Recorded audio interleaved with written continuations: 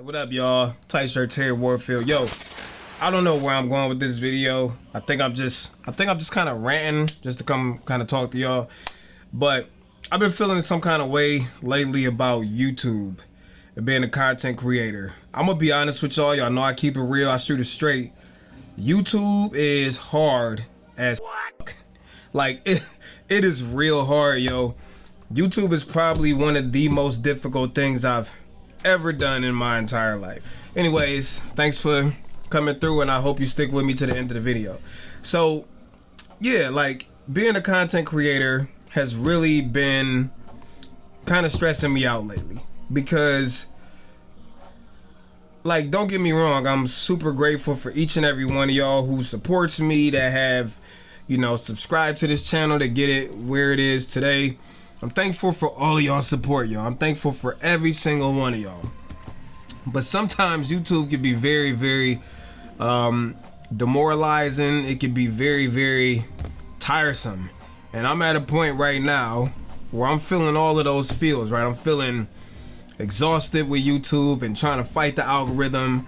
I'm feeling like, you know, sometimes all of my efforts that I'm putting into this, they aren't necessarily paying off. And you know, I get it. Sometimes you gotta do a lot of upfront leg work to make things pay off in the long run, and I'm totally accepting of that. But again, this is just me venting. So let me give y'all some context to this. I've been doing YouTube probably about, seriously, close to 3 years, and some of y'all may not know this. I'm 35 years old. I am married, and we have 5 children total. When we hooked up, I had kids, my wife had kids, and we was like, you know what, boom. So 5 kids, all different ages, you know what I'm saying? They all into sports. I work a 9 to 5. I do content. I live in the gym. I still do photography and, you know, freelance video work here and there on the side. But it's very difficult with all of that stuff going on to find the time to create meaningful content. And what I mean by that is, I guess it would be easy for me to just make reaction videos or entertainment videos, because you know, those are the videos that just freaking blow up, right? I'm in a niche where only a small select group of people care about this stuff, you know what I'm saying? Like cameras, photography, filmmaking, we are a small group of people. And I guess that's a good and a bad, because you know, I can make content that I know will serve this specific group, y'all, very, very well.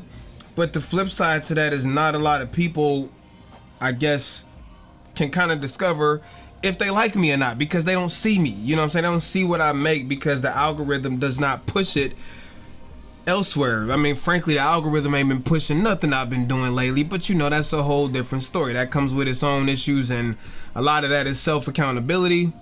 When you talk about why the algorithm isn't pushing your content, etc., I'm just talking. But going back to the YouTube thing, it is a huge freaking time investment. And you get into this tight space where, you know, you want to make videos that you know will help people. You want to make videos, at least me, I like my videos to look good, to sound good, which you don't think you need to be into that stuff, because you don't have to. I'm just a snob with it.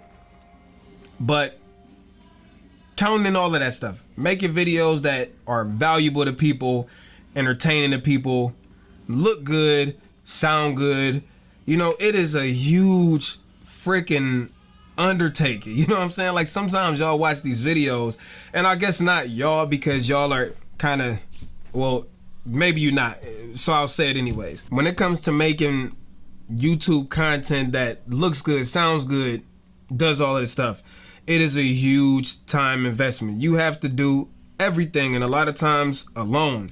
You have to come up with the ideas from your own creativity. You have to execute these ideas. That means using camera equipment. I mean, you could use a phone, don't get me wrong. Like Mr. Beast blew his whole damn channel sky high with just the phone. Content is king, don't get me wrong. But when you're doing niched content like this, you got to film all of it. You got to make sure that it looks good. You got to make sure the sound is right. You got to make sure all of that stuff comes together. You got to edit it. You got to find music. You got to, put it all together in a way where people don't want to leave off the video early. They want to watch the entire video through, then upload it to YouTube with a fire thumbnail and hope that you got all of these boxes checked, that YouTube finally gives you that push on a video that you've been waiting for. And a lot of times you will do all of that stuff. Sometimes you spend between planning, filming, editing, uploading, posting on various social networks. Sometimes you might spend 8 to 10 hours. That's light on a video. And sometimes you might upload and then YouTube don't show you no freaking love on it. Nobody sees it, nobody cares about it. People say it sucks. And you do that over and over and over again, hoping that finally one of your videos finally get picked up by the algorithm and puts it out there. And I think everybody, let me step back. I think everybody making YouTube content, whether you want to admit it or not, wants to be recognized in some type of freaking way for their hard work. I mean, it's human nature. Everybody wants to be recognized, especially people who are making content for social networks and social media. Everybody wants to be recognized for their hard work. So anybody lying to you saying like, oh, I uploaded a video, I don't care if it gets views, then why did you freaking make it? You know what I'm saying? That's bull.